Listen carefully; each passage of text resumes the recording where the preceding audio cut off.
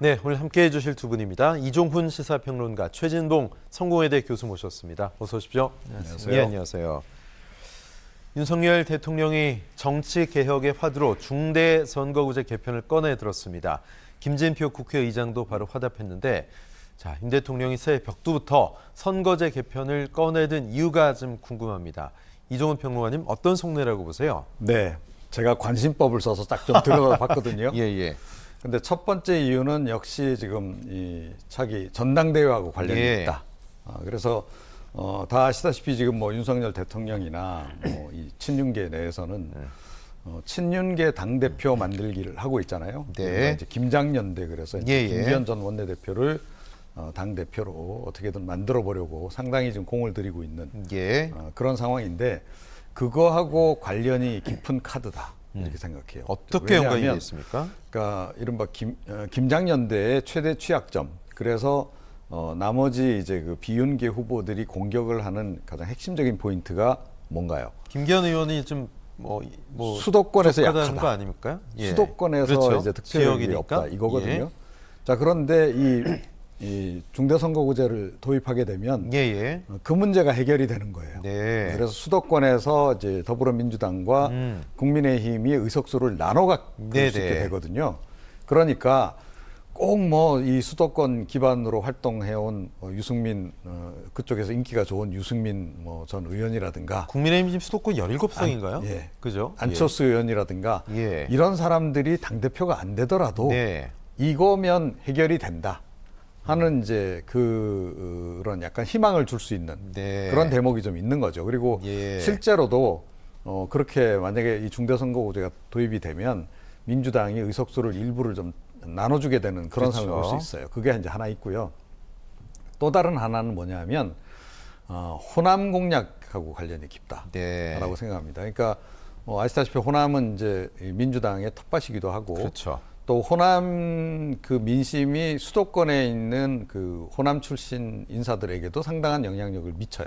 예. 수도권 표심에도 영향을 미치거든요. 그래서 지난번 대선 때 윤석열 대통령이 호남에서 보수 정당 후보로서는 그래도 뭐 꽤 높은 그런 이제 그 득표를 한 바가 또 있고 최근에 여론조사 결과들을 봐도 상대적으로 국민의힘이 과거에 비해서는 정당 지지율이 호남에서 잘 나오는 편이에요. 예.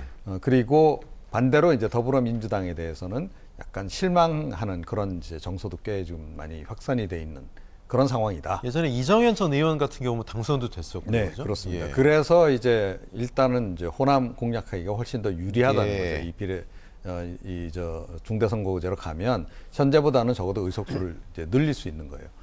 그런 부분들 일단은 그 두 가지 정도가 지금 핵심 적인 이유가 아닐까 저는 그렇게 생각하고 예. 있습니다. 반대로 민주당이 영남에서 좀 뺏어올 가능성은 상대적으로 낮은 겁니까? 어떻습니까? 민주당이 이제 당연히 그쪽에서 뺏어 올 수 있겠죠. 예. 그래서 사실은 민주당도 과거에 이걸 도입하기를 원했던 부분이 네. 좀 있는 거고. 예.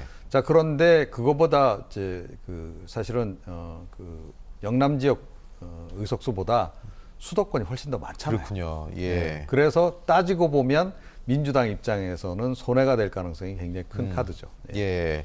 대통령과 국회의장이 같은 날 이 얘기를 한 거를 놓고 물밑에서 뭔가 좀 교감이 있었던 거 아니냐, 조율이 있었던 거 아니냐 이런 얘기도 있는데 최 교수님 그럴 가능성도 있습니까?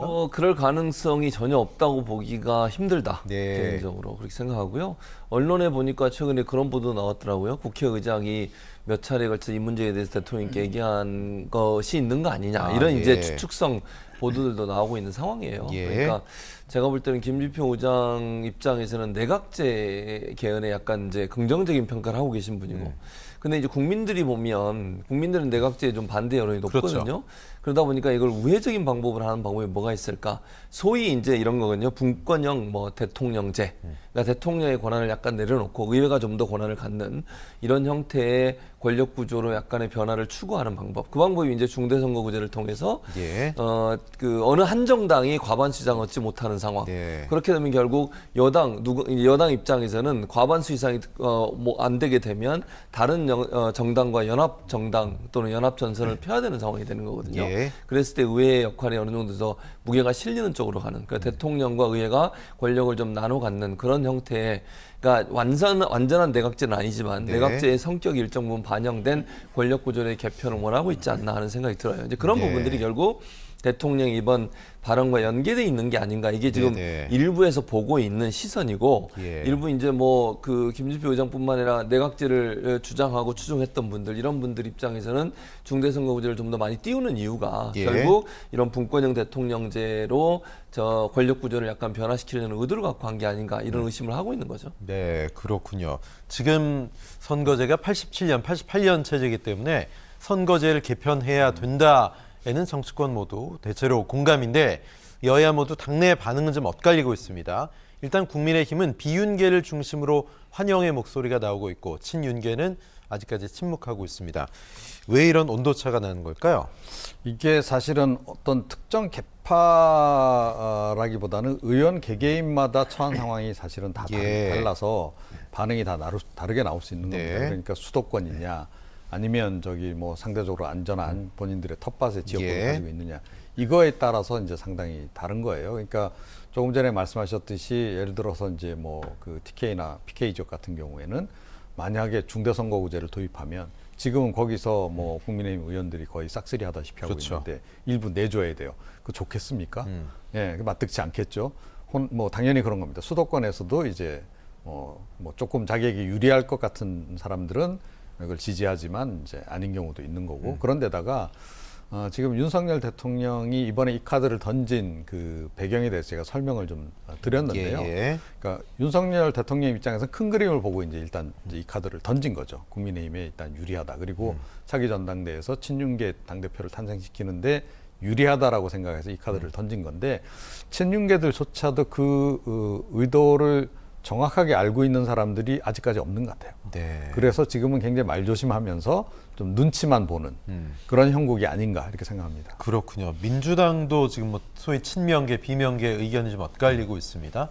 이재명 대표는 일단 반대 입장을 밝혔지만 내부에서는 사실 하려면 지금이 타이밍이다 이런 얘기도 나오고 있습니다.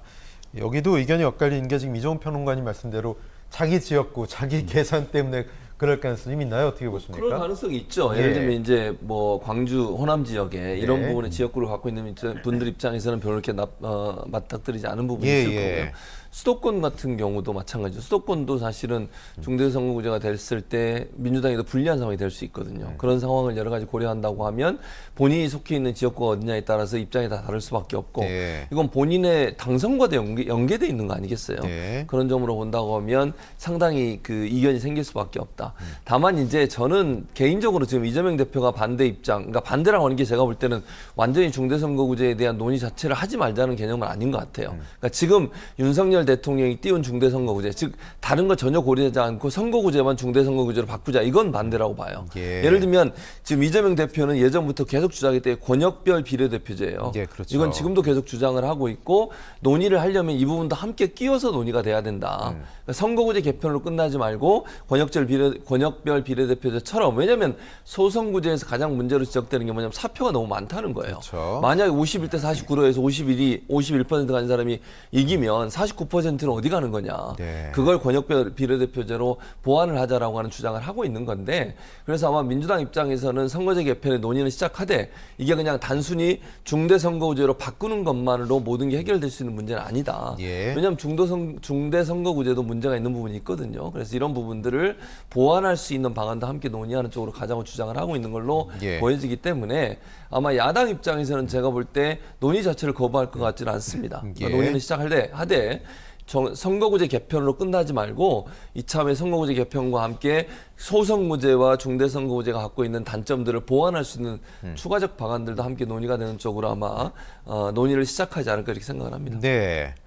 중대 선거구제 개편 논의 다음 달부터 본격적으로 진행이 된다면 스케줄이 나올 것 같습니다. 일단 총선이 24년 내년 4월 10일이고요. 다음 달 초 정도에 국회 정치개혁특별위원회 정개특위에서 복수의 선거법 개정안을 마련하면 2월 중으로 국회 전원위에서 논의하고 3월 중에 선거법 개정 마무리, 4월 11년 전이 선거법 개정 시한이기 때문에 시간이 상당히 타이트합니다. 촉박한 상황이고 글쎄요. 과거에도 중대선거구제 얘기가 나왔었는데 1년 전까지 지역구를 확정해야 되는데 이 물리적으로 시간이 가능할까요, 이번에도? 제가 볼 때는 어려울 거라고 저는 개인적으로 생각을 네. 해요. 물론 논의는 할 겁니다. 논의 자체를 거부할 거 하지는 않고요. 다만 논의는 하되 양측이 워낙 그 의견이 분분하고 제가 볼 때 부딪히는 부분이 많을 거예요. 또 여야 간 분위기가 지금 아주 안 좋잖아요. 그렇죠. 지금 예. 상황에서는. 그리고 아까 말씀드린 것처럼 개인 의원들이 갖고 있는 그 이해관계가 너무 첨예하게 부딪히는 네. 부분이에요. 이게 뭐 호남이나 TK 지역의 출신 의원들과 수도권 지역 의원들은 완전히 다르고요. 당도 사실은 여러 가지 셈법을 이렇게 고민해 보지 않겠습니까? 우리가 얼마나 받을 수 있을까? 시뮬레이션 해보겠죠. 그렇죠. 그다음에 예. TK 같은 경우에는 이렇게 하면 소수 정당들 중에 만약에 뭐 소위 박근혜 전 대통령을 지지하는 사람이 새로운 또 신당 만들어가지고 뛰어들 가능성도 있어요. 네. 중대선거구제 가면 또 유승민 전 의원을 중심으로 해서 새로운 신당이 또 생길 가능성도 있고요. 2등을 목표로 하는 그렇죠. 그런 그렇게 정당들이죠. 가는 경우가 있을 수 예. 있거든요. 그리고 선거 비용이 더 많이 들어갈 수밖에 없어요. 왜냐하면 선거가 넓어지기 때문에 커버해야 되는 또 만나야 되는 사람들 또 운동을 해야 되는 지역 자체가 넓어지기 때문에 네. 비용도 지금보다 훨씬 많이 들어가거든요.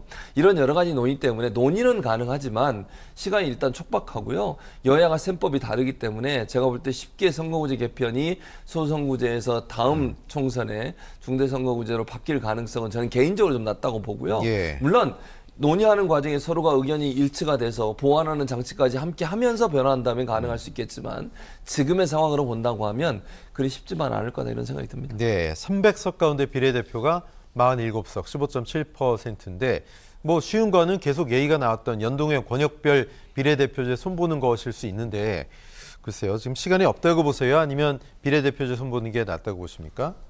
뭐 당연히 손 봐야 된다라고 저는 예, 생각을 예. 해요. 그러니까 지금 왜 이제 이 비례대표제 도입이라든가 중대선거구제 도입 이 얘기가 나오냐 하면 네. 결국은 소수 정당에게도 기회를 좀 더 주자. 그렇죠. 그 취지거든요. 거대 너무 양당 거대 정치에서 양당 중심으로 벗어나자. 돼 있기 때문에 예. 사실은 이제 뭐 우리 사회가 훨씬 다변화됐기 때문에 우리도 바람직하게는 사실은 다당제로 가야 지금 맞습니다. 네.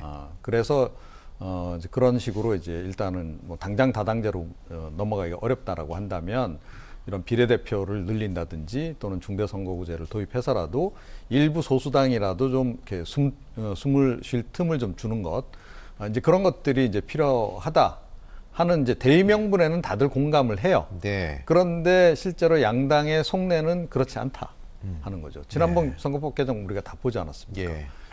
결국은 비례위생정당까지 만들어서 그러니까요. 편법을 써서라도 소수당 몫으로 돌아갈 의석수를 다 차지하는 것이 우리 지금 두 거대 정당들이 이제까지 해온 일이다. 끝나면 그렇게 이제 합당하고 본다면. 결국 또 입당하잖아요. 그렇죠. 그죠? 결국은 이제 그런 식으로 이제 가는 시기여서 예. 이번 같은 경우에는 더군다나 조금 전에 말씀드렸듯이 윤석열 대통령이 이걸 띄운 데는 상당한 나름의 어떤 정치적인 의도도 지금 담겨 있는 거예요. 예. 자, 그러니까 이 야당 입장에서는 응해주기가 좀 쉽지 않을 거다. 예. 그렇게 생각하고, 그리고 만약에 중대선거구제 도입하면 한 가지는 분명해요.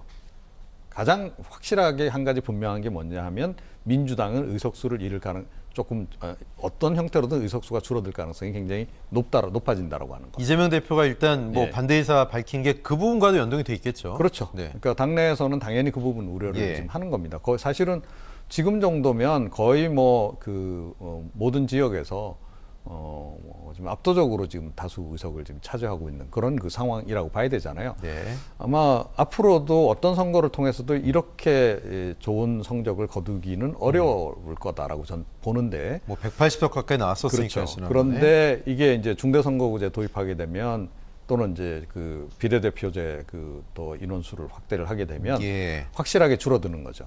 그래서 지금 사실 따지고 보면 제일 손해볼 가능성이 높은 정당이 더불어민주당인데 그런데 이 선거법 개정의 핵심적인 키는 또 더불어민주당이 지고 있다라는 거예요. 그렇죠. 의석수가 워낙 많기 때문에 개정할지 말지 네. 이거 여부도 어떻게 보면 그 여탈과 관련한 그 권한을 민주당이 가지고 있다. 그래서 민주당의 논의는 하겠으나 예.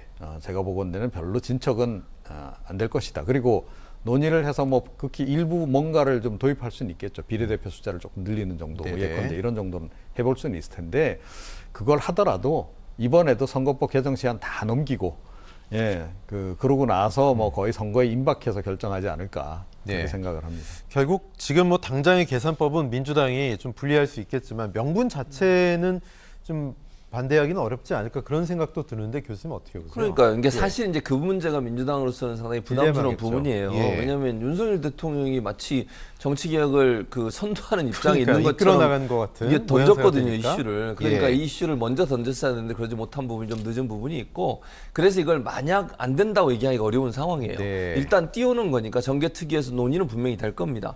대신 아까도 말씀드렸듯이 중대선거구제로 선거구제만 바뀌는 문제는 문제가 해결되지 않아요. 저는 그렇게 네. 보지 않습니다.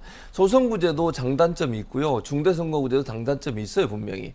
보완할 수 있는 다른 당체들이 반드시 들어가 있다고 저는 보기 때문에 저는 민주당이 이 선거구제 개편뿐만 아니라 비례대표제를 어떻게 할 거냐 하는 부분도 함께 논의가 반드시 이루어져야 된다. 네. 그러지 않으면 중대선거구제도 여러 가지 아까 폐해가 있다고 제가 말씀을 드렸잖아요. 그런 부분들이 보완되지 않은 상태에서 선거구제만 중대선거구제로 가면 모든 게 다 해결될 수 있다. 이건 아니에요. 그리고 실제로요, 지난번 지방선거에서 기초단체 지역구 같은 경우에 이 중대선거구제 비슷한 형태를 했었어요, 시범적으로. 근데 결론적으로 어떤 경우가 나온 줄 아세요? 또 양당이 다 그렇죠. 나눠 가졌어요. 하나씩. 민주당 1명, 국민의힘 1명. 그리고 소수 정당이 가진 숫자는 몇 명 안 돼요. 그러니까 실제 그러니까 소수당이 더 많이 들어와서 그 다당제가 될 수 있도록 하기 위해서 이런 제도를 시작을 했는데 결국은 인지도 높은 사람, 그다음에 당을 보고 찍는 경우가 많아요. 그러니까 여야 동수된 지역구가 많아요. 많아요. 지역이, 예, 그렇죠? 그러니까 하나씩 나눠 갖는 거죠, 그냥. 그러니까 소수 정당이 들어갈 수 있는 여건이 안 생긴 거거든요. 그래서 이 부분을 어떻게 보완할 거냐. 정말 진짜로 우리가 원하는 다당제를 만들기 위해서 그냥 선거구 자체만 넓혀가지고 거기서 2-3명 뽑는 문제를 해결될 수 있는 문제가 아니기 때문에 다른 방안들과 함께 논의하는 그런 전략을 아마 민주당은 하지 않을까 이런 생각이 듭니다. 네. 중대 선거구제가 대의민주주의를 한 단계 더 진보시킬지 아니면 거대 야당 중심의 정치를 더 고착화시킬지 냉철한 고민과 판단이 필요해 보이지 않나 싶습니다.